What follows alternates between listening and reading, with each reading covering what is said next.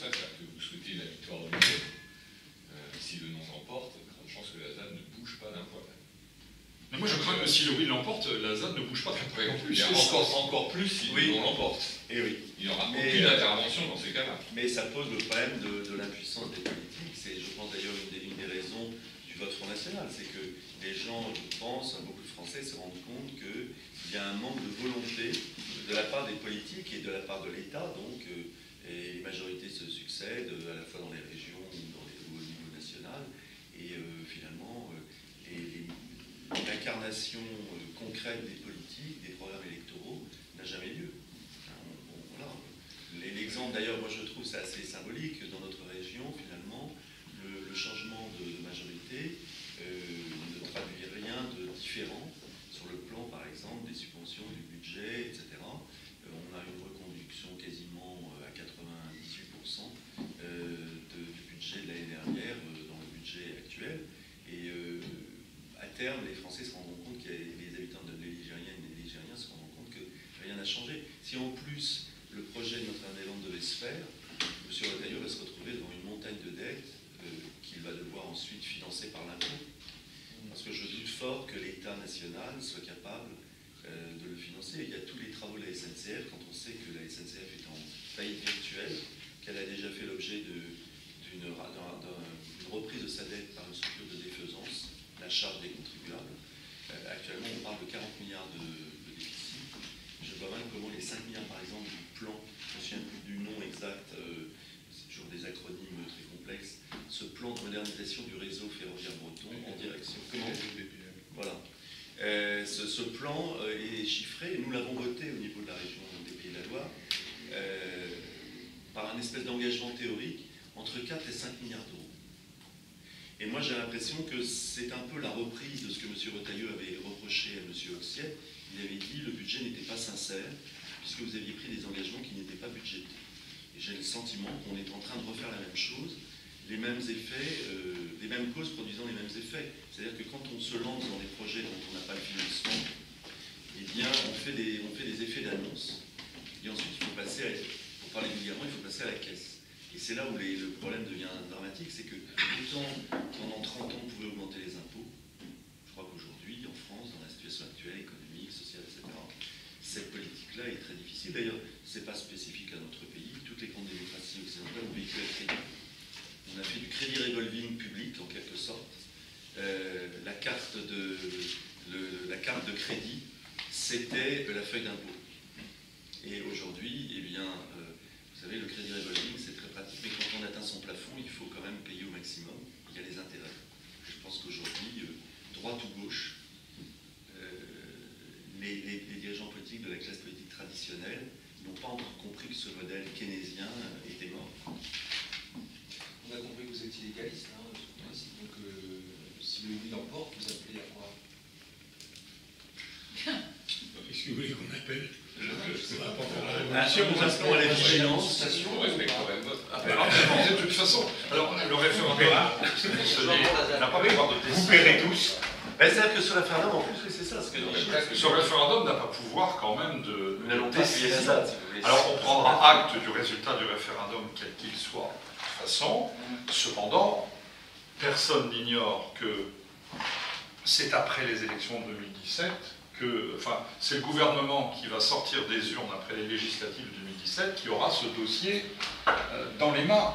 Et imaginons, car on peut l'imaginer, que ce soit après une victoire de Marine Le Pen, nous qui soyons au centre de ces débats, il est évident qu'on prendra peut-être acte qu'il y a eu un oui en Loire-Atlantique, mais ça ne nous obligera pas pour autant à dire on va construire Notre-Dame-des-Landes. C'est-à-dire que ce référendum, premièrement, on l'a dit, nous le contestons dans son périmètre. Il est illégitime pour nous à partir du moment où il ne concerne pas tous les citoyens qui sont impactés par Notre-Dame-des-Landes.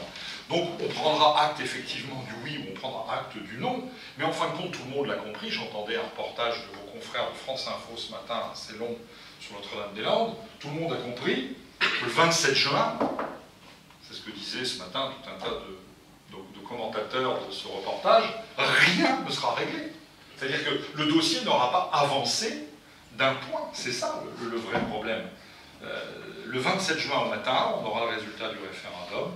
Et alors? Et alors? Voilà. Alors après, on a bien compris que la campagne électorale va commencer au mois de septembre.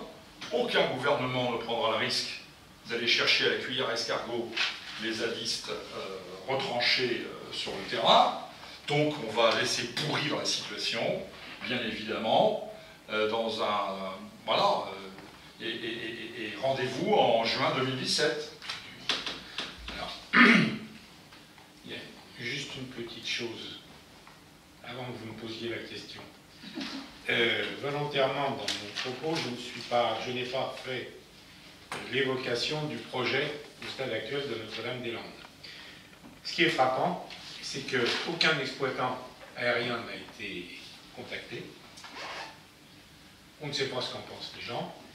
Les syndicats de navigants n'ont jamais donné leur avis, et là je vous en parle en tant qu'ancien président de syndicat. Mais j'ai le sentiment que même AGO, même Vinci aujourd'hui, ne croit pas vraiment à ce projet. Et ce qui me fait dire ça, c'est que par rapport aux critiques émises sur l'actuel aéroport de Nantes, il se trouve que les infrastructures vont aller en diminuant. Bon. Il y avait l'affaire des 2 pistes. Bon. L'affaire des 2 pistes, ça, les 2 pistes, c'est très valable pour des, comment dirais-je, de très grands aéroports, parce que ça permet de limiter le roulage. Alors, il y a une question technique, c'est que sur les gros porteurs qui font aujourd'hui 300 à 400 tonnes, on a des résiduels de poussée moteur au ralenti qui sont extrêmement importants et il faut bien absorber l'énergie quelque part, ça passe dans les freins. Or, les freins, ils font qu'une chose, ils transforment l'énergie cinétique, donc liée à la vitesse du levier, ils la transforment en chaleur. Si on roule trop longtemps avec ce type d'avion, eh ben, on a des surchauffes au niveau des freins. Et une surchauffe au niveau des freins, c'est jamais agréable, parce que ça veut dire que les pneus peuvent se gonfler. Et puis, deuxième chose, on ne peut pas commencer un décollage si on a un ou plusieurs blocs freins qui sont en température au-delà de celle préconisée, parce que ça veut dire qu'on n'aurait pas la capacité à absorber l'énergie d'un décollage qui serait avorté. Bien. Donc, pour les grands aéroports, on met une piste effectivement atterrissage, l'aérogare et une piste pour les décollages, ça permet de limiter le roulage. Ça, c'est très important. Je veux dire, sur des avions de la classe des moyens porteurs, court, moyen courrier, le problème des freins, il est inexistant. On ne le connaît pas. Ça, c'est la première chose. Mais en plus, ce qui est frappant, c'est qu'il n'y a pas de taxiway. Il y a les 2 pistes et il n'y a pas de taxiway. Le moindre problème, comment on fait? On ne sait pas. Il n'y a pas de taxiway. Ensuite, parlons de l'aérogare. 2 mots. Jean, ce que c'est qu'un taxiway. Alors, ce que c'est qu'un taxiway, je pense, oui. Moi, je sais C'est pas. comme dans notre rapport, c'est tout parce que le dossier technique, on le connaît par cœur, donc Bon. on peut s'arrêter là, voilà. Non, mais 34 banques qui nous intéressent, c'est ouais, pas le 34 banques on le connaît d'enregistrement. peut-être Non, non, un mais- petit peu mieux que vous, donc 34 banques d'enregistrement, il en restera 28. Les passerelles au contact, il en était prévu 5, il y en a 9 à Nantes, il en restera 2. Ça veut dire qu'on débarquera les gens. Donc, voilà. Non, mais non. Si, il me semble qu'il y en a 9. non. Il y en a plus que 5 parce qu'il y a les 2 au contact. Il n'y en a pas une dans le bout? Ah bon, alors on en a 5. Oui, nous, on avait, à Air Inter, on n'utilisait que les 2 premières. Donc. Mais il me semblait qu'ils en avaient fait d'autres. Question?